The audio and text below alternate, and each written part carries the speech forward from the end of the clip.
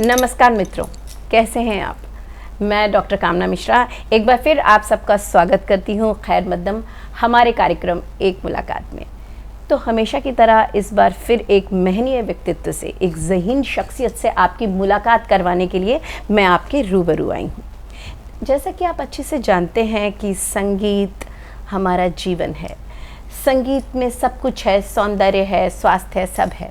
यदि मैं आपसे ये कहूँ कि हमारे देश का गौरव दो ऐसी बहनें जिन्होंने अपना पूरा जीवन ही संगीत को समर्पित कर दिया और जिन्हें पद्मश्री से सम्मानित किया गया, ऐसी डॉक्टर कमलिनी अस्थाना और डॉक्टर नलिनी अस्थाना जो दोनों पद्मश्री हैं, उनका साक्षात्कार लेने का सौभाग्य मुझे प्राप्त हुआ है और उनके जीवन से प्रेरणा लेने का सौभाग्य आप सभी को प्राप्त हुआ है। तो दोनों बहनों में पहले छोटी बहन डॉक्टर नलिनी अस्थाना जी का मैं अपने कार्यक्रम एक मुलाकात में स्वागत करती हूँ। मैम, बहुत बहुत स्वागत है आपका, बहुत स्वागत है। जैसा कि आप देख सकते हैं, संगीत ने आप लोगों को एजलेस डिवा बनाया हुआ है। संगीत एक थेरेपी है और आपके लिए तो पूरा जीवन ही है। आपके विषय में विकिपीडिया में बहुत कुछ है, आप लोग सेलिब्रिटी हैं, हमारे देश का गौरव हैं। संगीत को एक नया आयाम आपने दिया है, संगीत से उपचार तक किया है मानसिक और शारीरिक बीमारियों का। मैम, मैं आपके जीवन यात्रा के विषय में जानना चाहती हूँ कि बचपन से ही आपका संगीत की तरफ रुझान था। पिताजी आपके एयरफोर्स में रहे और आपकी माताजी हिंदुस्तानी वोकलिस्ट थीं, तो आपका कैसे इतना रुझान हुआ कि आपने पूरा जीवन समर्पित किया? कृपया हमारे श्रोताओं को बताएं। देखिए, सबसे पहली बात है कि मैं ईश्वर की हर चीज़ पे बहुत विश्वास रखती हूँ। संगीत आपने कहा, संगीत में नृत्य वाद्य गायन, तो नृत्य से मेरा संबंध है। उसका एक अभिन्न अंग है कथक संगीत में, और उसकी जो विधा है कथक नृत्य, वो भी बनारस घराने जान की। ईश्वर हर एक में एक पात्र ढूंढता है और हम बाध्य हो जाते हैं उसी पात्रता को निभाने के लिए, और ये सब संस्कारवश होता है।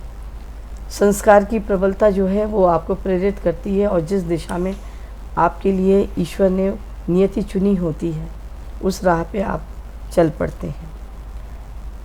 कमलिनी और मैं, मेरी 1 साल बड़ी बहन है, तो ईश्वर ने एक बहुत अच्छा सानिध्य दिया, एक परिवार, एक गुरु का सानिध्य, और एक सोच, एक विचार से हम लोग यहाँ तक आ पहुँचे हैं।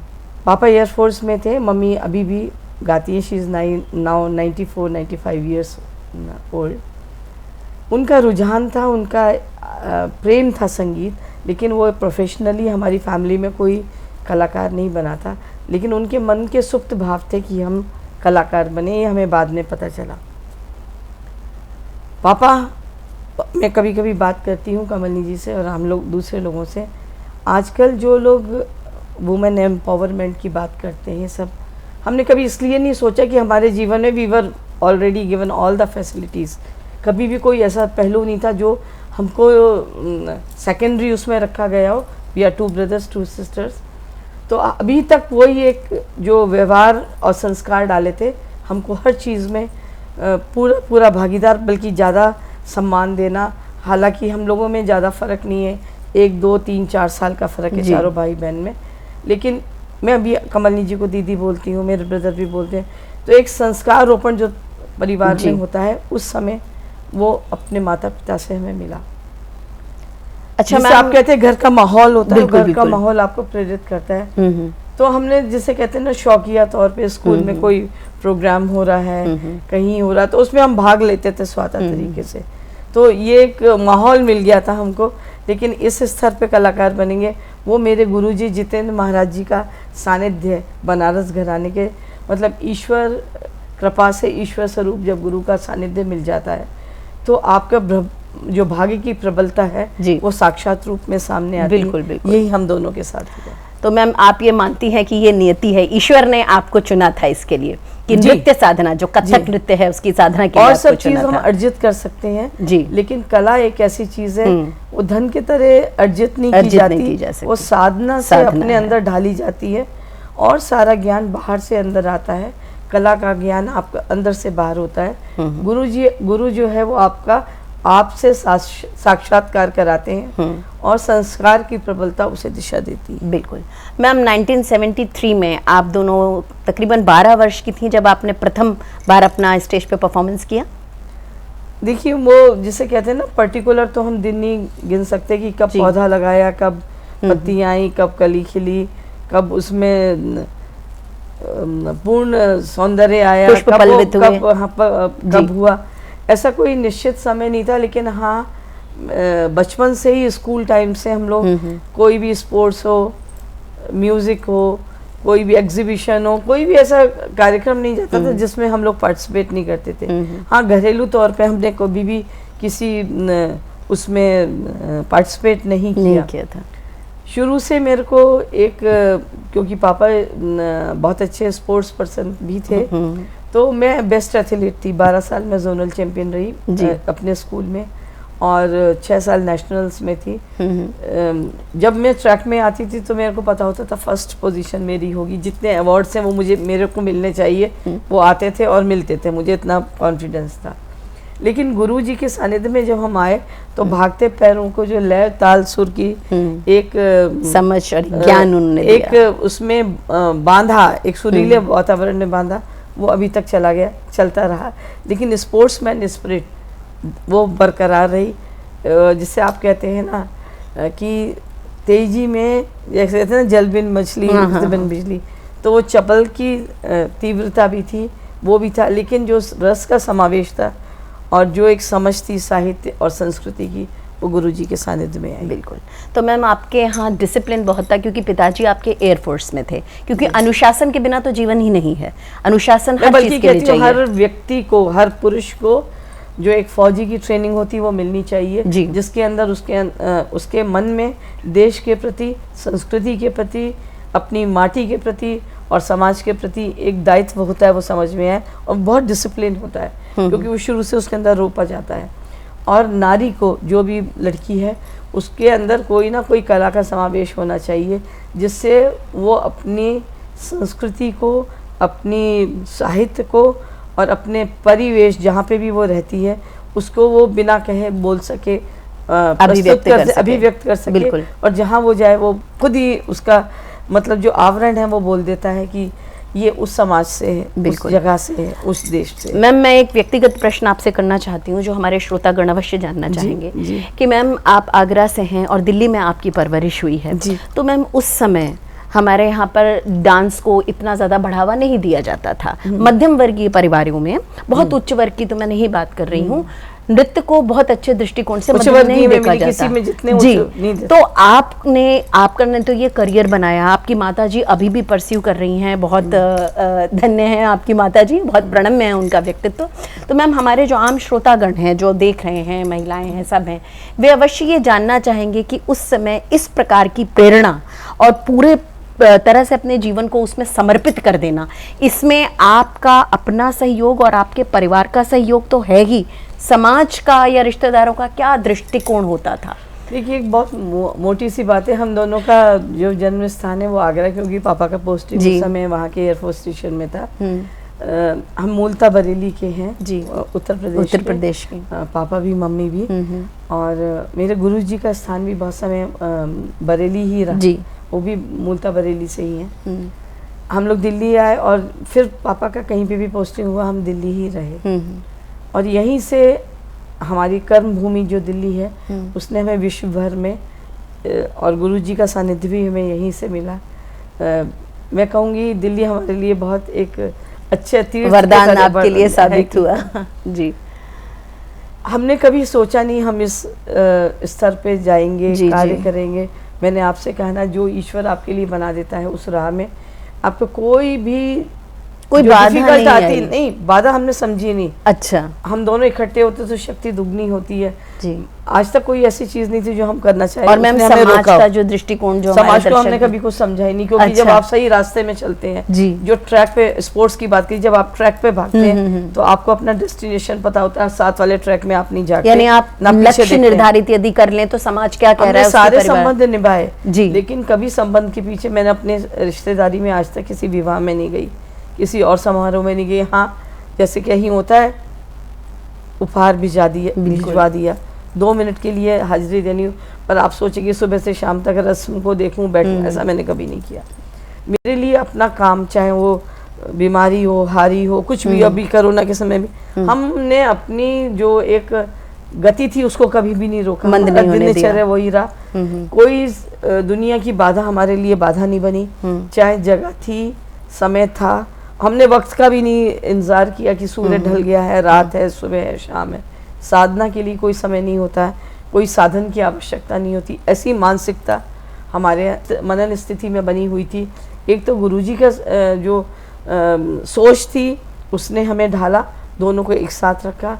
दूसरी बात ये थी कि हमने किसी परिस्थिति को अपने परिस्थिति के अधीन अपने को नहीं होने दिया, परिस्थिति को अपने अनुकूल बनाने की क्षमता रखी, और जो नहीं था उसको हमने आवश्यक नहीं समझा, और जो मिल गया उसे हमने आशीर्वाद स्वरूप स्वीकार किया, और ये नहीं सोचा कि हमें इस पे डिपेंड होना है। जैसे आपको अवार्ड मिले ठीक है, लेकिन अवार्ड मिले इसलिए नृत्य करें ऐसी बात नहीं थी। पाँव चलते रहे, चप्पल जूते मिले अच्छे से अच्छे, वो बात अलग है, लेकिन पाँव चलते रहे, घुंघरू बंधे रहे, स्वरमय हो, दर्शक मिले, और आपका दिनचर्या साधना से जुड़े, साधन से ना जुड़े, ऐसी सोच हमारे अंदर ढल गई, और एक ही विचार से हम दोनों का। बहुत अच्छी बात। मैम, आपको पद्मश्री मिला, आपको देश विदेश से अनेकों सम्मान मिले हैं, जो हमारे लिए बहुत गौरव की बात है, भारतीयों के लिए गौरव की बात है, समस्त नारी जाति के लिए हमारे लिए भी गौरव की बात है। देश की माटी सराखों में, सम्मान तो बहुत बड़ी चीज होती है। और मैम, आप लोगों ने देश विदेश में संगीत के ऊपर लेक्चर्स भी दिए हैं, बड़े से बड़े यूनिवर्सिटीज में। कौन सा देश ऐसा छूटा है जहां आपने लेक्चर नहीं दिए, और आपने संगीत के माध्यम से जो शारीरिक व्याधियां होती हैं, क्योंकि जो शास्त्रीय नृत्य है, ये कथक है, इसमें योगासन की कितनी मुद्राएं आ जाती हैं, जो शारीरिक रूप से भी व्यक्ति को सक्षम बनाता है और मानसिक रूप से भी। यहाँ तक कि मैंने आपके बारे में ये भी पढ़ा कि भाई जो लोग मानसिक रूप से बड़े एग्रेसिव टाइप के थे, उन्होंने आपका ये कोर्स में इसमें कथक नृत्य से बड़ा उनका शांत हो गया व्यवहार। तो मैम, जो नृत्य का और संगीत का ये पहलू है जो मानसिक शारीरिक रूप से हमको सकारात्मक स्वस्थ करता है, सकारात्मक दृष्टिकोण देता है, उसके विषय में आप थोड़ा प्रकाश डालें। देखिए, समाज में बहुत सी ऐसी चीज़ें हैं, हम समाज का अंग है, हम उनसे अलग नहीं रह सकते जी। इस देश का भी अंग है, और जब इस देश से बाहर जाते हैं तो हम इसकी संस्कृति, इसकी सोच को लेके बाहर जाते हैं, लेकिन समाज से तब भी नहीं हटते, तब हम दूसरे समाज से जुड़ जाते हैं। जी। तो मनन स्थिति, मनोस्थिति और प्रवृत्ति और मनोवृत्ति, ये चार चीज़ें हैं जो इसके साथ हमें देखना पड़ता है। जिसकी जो प्रवृत्ति ईश्वर ने दी है वो तो रहेगी, पर उसकी मनोवृत्ति को हम बदल सकते हैं। जैसे आग की प्रवृत्ति है जलाना जी, तो उसकी मनोवृत्ति उसको चैनलाइज करके बदल जा सकती है। हम उसका उपयोग कैसे करें? आप एनर्जी को राइट डायरेक्शन में चैनलाइज करना। एक मोटे तौर पे देखिए, एक तवा रखिए, उसमें कुछ मत करिए, वो थोड़ी देर बाद वो भी जल के पिघलने लगेगा। बिल्कुल, लोहा पिघलने लगेगा। बिल्कुल। दिन भर रोटी बनाते रहिए, उसमें कुछ भी नहीं होगा, रोटी भी बन जाएगी। मतलब उस एनर्जी को मोटे तौर में पता नहीं चैनलाइज करते हैं, तो नृत्य उसका माध्यम है। ये ईश्वर ने हमें सोच दी इस तरीके से कि सिर्फ नृत्य को, अध्यात्म तो हमारी ऊर्जा जो हम बिल्कुल उसको ड्राइव करते हैं, जिसको देते हैं, वो एक मनोरंजन का साधन भी होता है, और एक समाज को, सुसंस्कृत समाज को बांधे रखने में भी उसका बहुत सहयोग है। जी। लेकिन उपयोगी कैसे हो सकता है? जी। तो ये सोच के कि हम समाज के लिए कैसे उपयोगी हो सकते हैं। मैं केमिकल इंजीनियरिंग कर रही थी, फिर चूँकि नृत्य में ज़्यादा इधर हो गई, तो फिर मेरा स्पोर्ट्स और दूसरी चीज़ें दूर होती गई। मैंने फिर हिस्ट्री में एमए किया, एंशिएंट हिस्ट्री में। दीदी ने मेडिकल छोड़ के इंग्लिश लिटरेचर में एमए किया। तो इंजीनियर और डॉक्टर आप लोग बन रहे थे, मतलब आप समझें कि शिक्षा से कोई कॉम्प्रोमाइज़ नहीं किया गया था कि डॉक्टर इंजीनियर बनना। और उस समय लड़कियों के लिए नृत्य करना जितना अलग था, उतना डॉक्टर इंजीनियर बनना भी एक अपने आप में उपलब्धि थी। पापा एयरफोर्स में, तो फ्लाइंग में भी मेरा बहुत इंटरेस्ट रहा। फ्लाइंग क्लब्स नॉट प्रोफेशनली हमारे समय में, बिल्कुल आर्मी वगैरह में लड़कियां जाती नहीं थी, होती तो मैं ज़रूर उधर जाती, क्योंकि पापा की वजह से देशभक्ति और उसके। पर मेरा एक चीज़ मानना और दूसरे लोगों से कहना भी है, अगर आप देशभक्त हैं तो ज़रूरी नहीं आप फौजी बने या आप नेता बने, आप जिस भी क्षेत्र में हैं उसके प्रति आप सत्यवादी रहें उसके प्रति आप समर्पित सच्चाई रहें। से समर्पित रहे, उसमें आप कहीं कोई मिलावट ना करें, ये भी देश के लिए बहुत बड़ी सेवा है। मैम, ये भी देश की बहुत बड़ी सेवा है कि आपने नृत्य के लिए प्रेरणा भी दी और आप जिस तरह पढ़ा रही हैं, शारीरिक और मानसिक रूप से लोगों को स्वस्थ कर रही हैं संगीत और नृत्य के माध्यम से। और पूरा म्यूजिक थेरेपी होती है, अब तो डांस थेरेपी भी है, और आप लोग तो कब से कर रहे मेरा हैं इस बात डांस को? थेरेपी ही सब्जेक्ट है जी। देखिए, वही मैं आप साइकोलॉजी कह रही हैं कमलनी जी, हम साइकोलॉजी के स्टूडेंट नहीं रहे, लेकिन आर्टिस्ट के अंदर एक साइकोलॉजी रीड करने की बहुत, क्योंकि हम निराकार को आकार देके साकार बिल्कुल। करते हैं, उसका कोई आकार नहीं है, तो हमें किसी चीज़ की बुकिश नॉलेज पे हम ज़्यादा डिपेंड नहीं करते हैं, हम ज़्यादा सानिध्य, अनुभव और संघर्ष पे हमारा ज्ञान रहता है। तो गुरु जी के सानिध्य में जो हमने सीखा और जो हमने अनुभव किया वो है कि समाज में एक बहुत बड़ी मानसिकता से हर व्यक्ति गुजरता है जी। और वो होते हैं उसके चारों तरफ के हालात, वातावरण। जी, बिल्कुल। लेकिन हम उन सबको भूल के अपने जीवन को जब तक स्वस्थ नहीं रखेंगे, आनंदमय नहीं रखेंगे, तब तक हम जीवन में कुछ नहीं कर पाएंगे। क्योंकि हर कार्य का जो निचोड़ है, रस है, जो हम लेते हैं वो है आनंद। बिल्कुल। और आनंद को छोड़ के जो हम चाहते हैं, आनंद क्षणिक होता है, जी। भोजन करते हैं यहाँ से यहाँ तक का स्वाद है, लेकिन बिल्कुल। उसके लिए कितना प्रयत्न करते हैं, कितना मेरे प्रयत्न अनुकूल करते हो, ऐसा ना हो, वैसा ना हो, फिर बाद में सब एक सा हो जाता है। बिल्कुल बिल्कुल। तो आनंद को परमानंद बनाने के लिए जब तक आप साधना नहीं करेंगे, जब तक आप उसमें आध्यात्मिक नहीं होंगे, तो आनंद, परमानंद स्थायी है, आनंद क्षणिक है। मैम, आप अपने गुरु जी के विषय में और बनारस घराने के विषय में थोड़ा सा प्रकाश हाँ, मैं अभी बताती हूँ। तो उस साइकोलॉजी को देखते हुए मैंने स्कूल लेवल के बच्चों को देखा, कॉलेज लेवल के बच्चों को देखा, फौजियों को देखा और दूसरे लोगों को देखा, वो कहाँ से अपने जीवन से दुखी हो जाते हैं, जबकि है सब उनके अंदर, उसको निकालेगी कला ही निकालेगी, क्योंकि हम जोड़ते बाहर से हैं, सोचते हैं ये चीज़ कमी है, ये नहीं मिली इसलिए हम दुखी हैं। जितने साधन आप जोड़ते जाते हैं उतना आपको उसके प्रति आपका दायित्व बन जाता है। बिल्कुल। एक मोबाइल भी लेते हैं, उसको चार्ज कराना, उसको टाइमली उसका देखभाल करनी, चार्ज करना, सब चीज़ आपका एक दायित्व बन जाता है। ऐसे हज़ारों चीज़ें, गाड़ी हो, मकान हो, सबकी मेंटेनेंस, जितना हम अपने आराम सुख के लिए साधन जोड़ते हैं उतना ही हम इन्वॉल्व होते जाते हैं, क्योंकि वो बाहरी चीज़ है और खालीपन अंदर से। वो तो मैम सांसारिक मोह माया में फंसने वाली बात है ना। आध्यात्मिक चीज़ और कला आपको अंदर के खालीपन को जोड़ती, तो बाहरी चीज़ मायने नहीं रखती है। गुरुजी के बारे में आपने सोचा, मुझे लगता है कि अगर गुरुजी हमारे जीवन में नहीं आते तो हमारा रूप ही कोई दूसरा होता जी। और उन्होंने एक जीवन जीने की शैली, एक कला को के प्रति सोच और जो एक आध्यात्मिक ऊर्जा उन्होंने दी, वह आप संचलित करके किसी भी क्षेत्र में उसका उपयोग कर सकते हैं। गुरुजी के साथ जब हम आए, वो बहुत सोचते रहते थे और कुछ नयापन सोचते थे। मेन चीज़ थी, अभी जैसे मैं वर्ल्ड हिंदू कांग्रेस में गई थी, मेरा सब्जेक्ट है म्यूटिलेशन ड्यूरिंग मुगल्स इन कथक,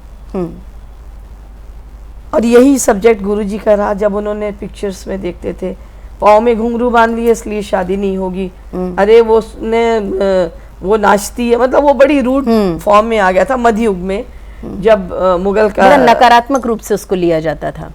हाँ, कि संभ्रांत परिवार में नहीं एक्सेप्ट होता था जी। बल्कि कुछ समय तो हमारी मम्मी कहती है पिक्चर जाना होता था, थिएटर जाना होता था, तो चुप चुप के जाते थे, अलाउ नहीं करते, बल्कि लोग कहते थे नाचने वाली हमारे घर आती, मतलब वो शब्द जो था ना, उसकी संज्ञा ही जो बदल दी थी, नाचने वाली। गुरुजी का मन हमेशा कचोटता रहता, जिससे मीरा जुड़ी है, जिसने मीरा एक नृत्य को मोक्ष का माध्यम है, ये बात साकार करके उन्होंने दिखाई।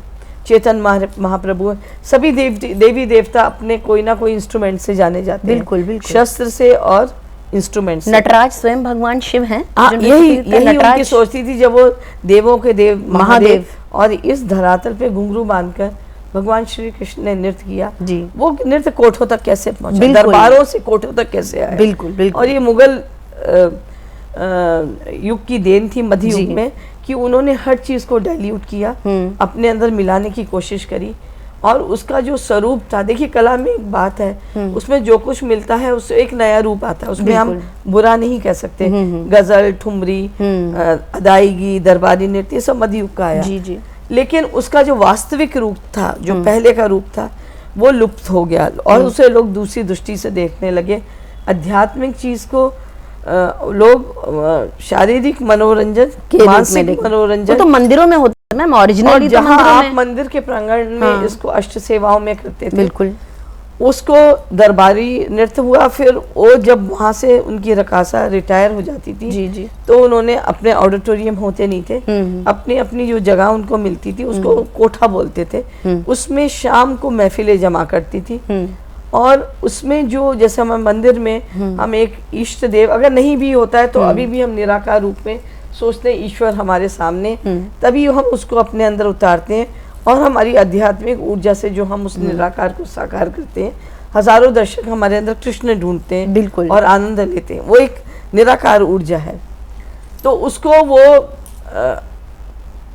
जो नशा भक्ति का है, उसके बजाय वो पीने पिलाने के नशा, वो दूसरा बड़ा दूसरे रूप में उसको मोड़ दिया गया, बाहरी स्तर पे बाहरी स्तर पे, और वो उसकी सोच जो बदली, जो दृष्टिकोण पूरा बदल गया। तभी भी उन कोठों में शारीरिक शरीर व्यवहार उसमें नहीं आता था, शरीर का महत्व नहीं होता था, नहीं होता था, सिर्फ कला का महत्व होता था, देह व्यापार नहीं था।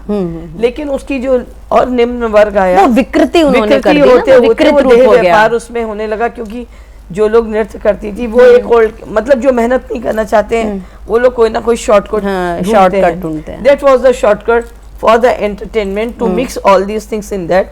तो वो it was a deteriorating period for the dance. और फिर उस चीज को पुनः उठा के सामने लाना, इस परिस्थिति से उस परिस्थिति में लाना। और अभी तो आप जहाँ पे भी जाइए लोग पूछते हैं, मेरे तो काम सिर्फ नृत्यांगना है, और एक समाज में अच्छा सोच से चलते हैं, देश में नहीं विदेशों में भी, अरे यू आर द आर्टिस्ट, ओहो योर वर्क इज डन।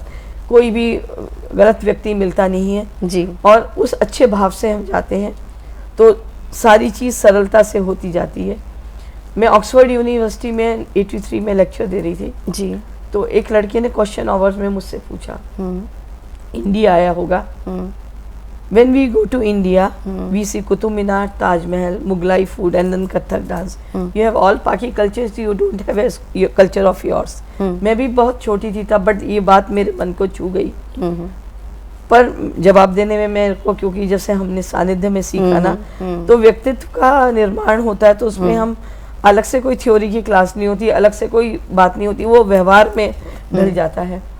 फिर चूंकि मैं हिस्ट्री की स्टूडेंट रही तो मैंने बताया there was a second coating on our culture, और किस तरीके से हम उसे पुनः लाए हैं। तो जब एक चीज़ के ऊपर दूसरी लेयर आ जाती है तो पहली चीज़ नीचे बैठ जाती है, दब जाती है। और इसमें मैंने कला की जो अभिव्यक्ति है, सिर्फ शब्दों में नहीं, अभिव्यक्ति से भी जो फर्क आता है, सात्विक स्वरूप, उसका जो बनारस घराने की शुद्धता थी, पाँव की तैयारी, वो सब बताई। और ये जन्मांतर का एक, आप कहते हैं ना, सफर है, एकदम जन्म जन्मांतर का तो सफर है ही है। मैम, आपने राष्ट्रपति भवन में और अपना संसद भवन में, कला से आप पैसे कमा सकते हैं, पैसे देके आप कला नहीं कमा सकते। बिल्कुल सही बात कही आपने। मैम, आपने 12 ज्योतिर्लिंग में और 18,000 फीट कैलाश मानसरोवर में महामंडलेश्वरों की उपस्थिति में आप लोगों ने नृत्य किया। मैम, मतलब हमारे लिए बहुत गौरव है जब आपको ये पद्मश्री मिला, और चारों तरफ सभी मीडिया में आया ही, सबके बारे में, आपके बारे में भी आया। नृत्य से आम जनता पर आप लोगों के लिए तो महत्वपूर्ण था ही, लेकिन एक जो आम साधारण जन है, जैसे मैं हूँ, मेरे स्टूडेंट्स हैं, मेरी बेटियां हैं, आप ये सोचिए आपके उस अवार्ड का उन पे कितना सकारात्मक प्रभाव पड़ा होगा कि पद्मश्री हमारे देश का गौरव है, और नृत्य आप कर रहे हैं 18,000 फीट की ऊंचाई पे, और महामंडलेश्वरों के समक्ष कैलाश मानसरोवर, जहां नॉर्मल में भी लोग कांप जाते हैं, और 12 ज्योतिर्लिंग में, कितनी बड़ी बात है मैम। और आपको उस समय कैसा लगा, क्योंकि आप तो उस मध्य में हैं कि साधना, कोई भी चीज को ना सोच के नहीं किया, जैसे आप कहते हैं ना 4 रास्ते हैं, ईश्वर ने रास्ता बनाया आपके लिए, उसमें जो रास्ता आप पकड़ लेते हैं उसी पे चलते जाते हैं, उस राह तक जोड़ देता है जिसकी आपको चाह होती है। और हम सौभाग्यशाली रहे जो भी गुरुजी ने करना चाहा उनके साथ हम लोगों ने किया। और ऐसा सोच के नहीं गए थे, हमारे महाराजा नेपाल के यहाँ कार्यक्रम था और वहाँ से हम लोग यात्रा के लिए निकले थे। चिदानंद मुनि जी थे, महामंडलेश्वर थे और हम सब लोग बोल रहे थे, मेरा उस समय हीमोग्लोबिन भी बहुत कम था कि आप 3 लोग जा रहे हो 2 लौटोगे। लेकिन जो एक नृत्य संगीत था, शिवमणि वाज आल्सो देयर, तो हम लोग पूरे 25-30 दिन नृत्य करते रहे और उस नृत्य की ऊर्जा में और भी जितने भी वीवीआईपी हमारे साथ थे, नियर अबाउट 120 के करीब थे पूरे all of the total world. तो हम लोग प्रतिदिन नृत्य संगीत करते रहे। तो क्या होता है, ये जो नृत्य और संगीत है आपके मन की, शरीर की, मानसिकता की व्याधि को भी आपको रियलाइज नहीं करने देता, क्योंकि आप एकमय हो जाते हो। बिल्कुल, जब आप एकमय हो जाते हो तो ये जो शारीरिक चीज़ें हैं वो यहीं रहती हैं, आप उस निराकार आत्मा से निराकार प्रभु तक पहुंच जाते हैं। तो वो जब आप एकमय हो जाते हैं तो ये वाली चीज़ें मायने नहीं रखती। और इसी एक सोच ने हमें वहाँ तक पहुँचा दिया। फिर मानसरोवर के किनारे गुरु पूर्णिमा थी, सब लोग बैठे थे, हमने अपने गुरुजी का सामने सबको नृत्य किया दोनों ने। पूर्ण चंद्र था, इतना खूबसूरत था और वो चंद्रमा तो ऐसा लग रहा था पूरा सूरज। मैं तो मैम कल्पना करके ही बहुत रोमांचित हो रही हूँ। मैं उसके आपको फोटोग्राफ दिखाऊंगी। बिल्कुल बिल्कुल। तो और मैंने उस मानसरोवर में भी 6-7 बार इत्मीनान से स्नान किया और सब गुरु का सानिध्य था। मैंने 2 पंक्तियां लिखी हैं, मैं आपको सुनाती हूँ। बेवफा ना कहे बावफा को ज़माना। गुरु जो है वो बावफा रहता है और उसके एक कलाकार के तरह होता है। वो जब तक उस पत्थर को तराश नहीं लेता तब तक उसकी मनोभाव को नहीं उड़ेल देता, तब तक वो चैन नहीं लेता। बेवफा ना कहे बावफा को ज़माना, तराश कर तुमको मंदिर में बैठा दिया और ठोकरों से मुलाकात थी तुम्हारी ए पत्थरों, सजदे में तुम्हारे आगे सर। क्या बात है, क्या बात है। गुरु जो है वो चाहे तो हम जैसे ठोकर खाते हुए पत्थरों को भी वो मूर्ति बना देता है जो मंदिर में स्थापित हो जाते हैं और लोग उसके सामने झुकते हैं, सजदा करते हैं। लेकिन क्या होता है, सोच उसकी होती है, हम सिर्फ पत्थर हैं। बस ये बात है, जब वो तराशता तो हम ये नहीं बोलते हमारी आँख ऐसे बनाई, हमारी नाक ऐसे बनाई है, क्योंकि वो अपनी सोच को हमारे अंदर ढाल रहा है। नहीं मैम, आपको बहुत अच्छा तराशा है, बहुत सौभाग्यशालिनी है आप। एक अंतिम प्रश्न मैम मैं आपसे करना चाहती हूँ। हमारा जो युवा वर्ग है, क्योंकि नृत्य तो लड़कों में पुरुषों में भी पॉपुलर है, बहुत अच्छे पहले नृत्य पुरुष प्रधान ही था। जी, मैं ये बिल्कुल मैं यही कहने वाली थी, पहले नृत्य पुरुष प्रधान ही था। अभी भी हमारी रासलीला में वो समाज को देखते हुए उन्होंने बनाया था। जो राधा बनती है वो भी बालक ही होता है जब तक वो अपने यौवन में नहीं आ जाता।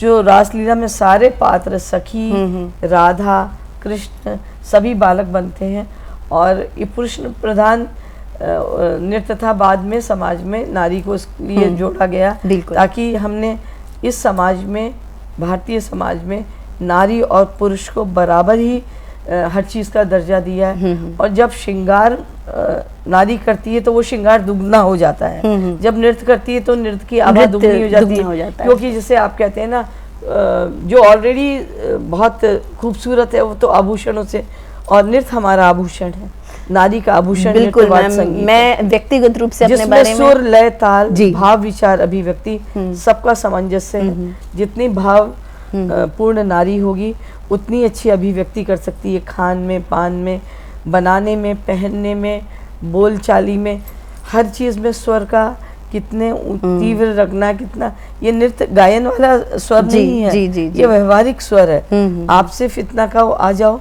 आ जा, जाओ, जाओ, तो वो अभिव्यक्ति में भाव भी आ गए, नव रसों की अभिव्यक्ति भी हो गई, स्वर भी आ गए, शब्द वही है, जाओ, बिल्कुल जाओ, जाके तो देखो, जाके तो देखो। तो वही बात को अभिव्यक्त करने के लिए अगर नारी के अंदर कला का समावेश है, जरूरी नहीं है नृत्य हो, नृत्य में तो पूर्ण शरीर, मानसिकता, इसलिए नृत्य को संपूर्ण योग माना गया है। नटराज देवों के देव महादेव उसके हैं और माँ सरस्वती की कृपा हो। लेकिन पेंटिंग हो, किसी भी चीज़ हो, तो आप अपने अंदर की अच्छाई जितनी देर, अभी छोटे छोटे बच्चे भी नृत्य करते हैं, जितनी देर वो नृत्य करते हैं उतनी देर वो अपनी उस सच्चाई के साथ रहते हैं कि मैं अच्छी लगूं, मैं अच्छा बोलूं, मैं जो कुछ भी करूं उसमें न्याय कर सकूं। और सबसे बड़ी बात है आजकल की युवा जनरेशन के लिए, it is not depending on any technology. आप कोई भी, हमने भी गुरुजी से, अब तो ये मोबाइल वगैरह आ गए, जो सीख लेते थे वो यहाँ होता था, यहाँ होता था, और यहाँ की जर्नी से पूरी जगह पे हमारे शरीर में समाता था। This is the library, this is the recording, this is the what you say, GPRS, everything is reservoir of knowledge, and every time with you.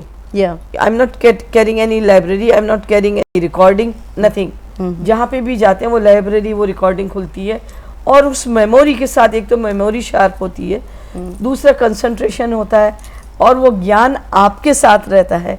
आप जहाँ जाते हैं आपको किसी तीसरी चीज़ का मोहताज नहीं होना पड़ता है।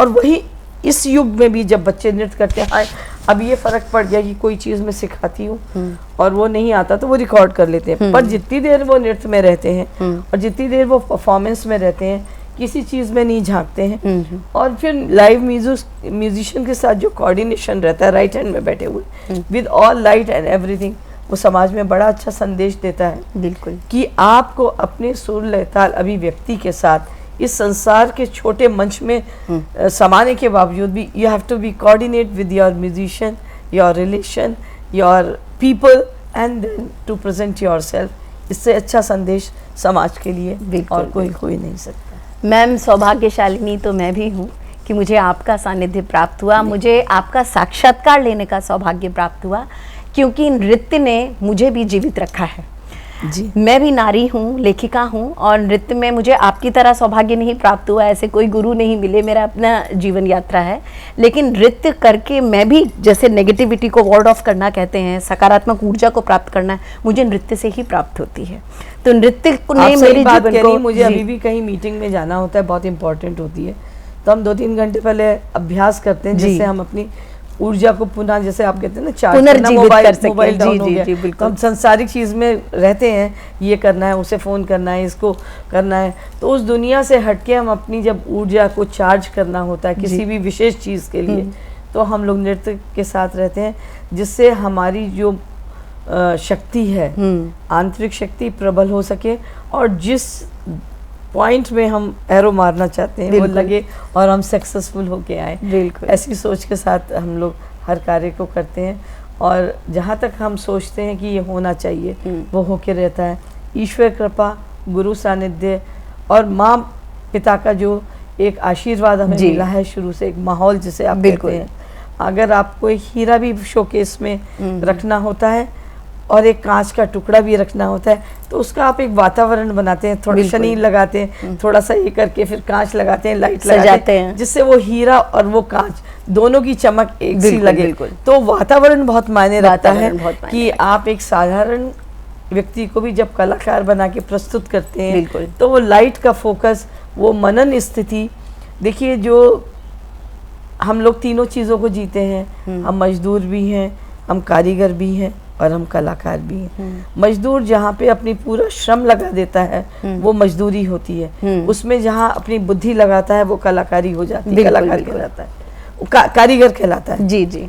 और जब उसमें अपना मन लगा देता है तो वो कलाकार हो जाता है। तो हम मजदूर भी हैं, कारीगर भी हैं और कलाकार भी, और इस सब का समावेश नारी नारी कितनी कोमल होती है। और देखिए, सभी कलाएं सरस्वती माँ के आशीर्वाद से आती हैं। सरस्वती पुत्र पुत्रियाँ ही हैं जिन पर ये विशेष आशीर्वाद है, सबको ये वरदान प्राप्त नहीं होता है।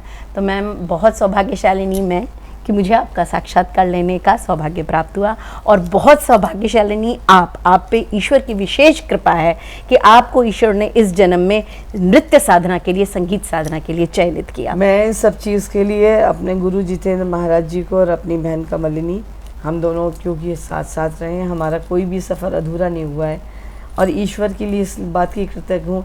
जैसे वो एक आंख भी देता तो भी काम चल सकता था, लेकिन हम 2 आंखों को बैलेंस करके रखते हैं। एक हाथ से भी काम चल सकता था, लेकिन 2 हाथ हैं, एक पाँव नहीं देके 2 दिए, जिससे पूरे शरीर को बैलेंस करा। ऐसे लोग हमको देखने के आदी हो चुके हैं, क्योंकि जब हम एक साथ होते हैं दुगनी शक्ति होती है, लेकिन विजन एक होता है। 2 आंखें देखती हैं लेकिन एक ही निशाने पे देखती हैं, अलग अलग नहीं देखती है। इस सोच के साथ हम जो भी कार्य करते हैं, लेकिन कला का जो एक बदलाव है वो ज़रूरी एक्सेप्टेबल है, लेकिन वो जड़ों से जुड़ा रहे, क्योंकि जड़ें ही उसे सींचती हैं। मैं 2 पंक्ति से इसका वो करती हूँ। कहते हैं जड़ तना शाख सब वैसे के वैसे ही रहे, मौसम के साथ पत्तों का रंग बदलता चला गया। वाह, लेकिन वो सींची उससे जाती हैं। आपने बोला मैं उससे जुड़ी हूँ। जड़ से जुड़े हुए शाखाएं कहीं पे भी निकल जाती हैं, साहित्यिक भी हो सकती है, वो आपकी चित्र कला में भी जा सकती है, वो कोई भी ललित कला हो संगीत सकती में भी है। जा सकती है, वो किसी और विचारधारा से भी जुड़ सकती है। पत्ते भी आते हैं लेकिन मौसम के साथ बदल जाते हैं, लेकिन जड़ें नहीं बदलती हैं। हम अपनी संस्कृति की जड़ मूलतः संस्कृति और साहित्य, जिसका अंतर आत्मा है, उससे जुड़े रहते हैं। कला का साहित्य, साहित्य का संस्कृति, संस्कृति का समाज, और समाज से एक बहुत अनूठा संबंध है हमारा। किसी से भी जुड़े हम समर्पित होते हैं अपनी संस्कृति के प्रति। इससे जोड़ के रखने में जो ईश्वर और हमारे गुरु की एक कृपा रही है, मैं उसके लिए बहुत बहुत धन्यवाद देती हूँ। नमस्कार, जय हिंद। बहुत बहुत धन्यवाद। और इसी के साथ मैं ट्रू मीडिया चैनल का, आदरणीय ओम प्रकाश प्रजापति सर का और एक मुलाकात कार्यक्रम को भी विशेष आभार व्यक्त करती हूँ कि आपने मुझे ये अवसर प्रदान किया। धन्यवाद। अगर आप ये वीडियो YouTube पर देख रहे हैं तो हमारे चैनल को सब्सक्राइब करें और बेल आइकन को दबाना ना भूलें। अगर आप Facebook पर ये वीडियो देख रहे हैं तो हमारे पेज को लाइक करें।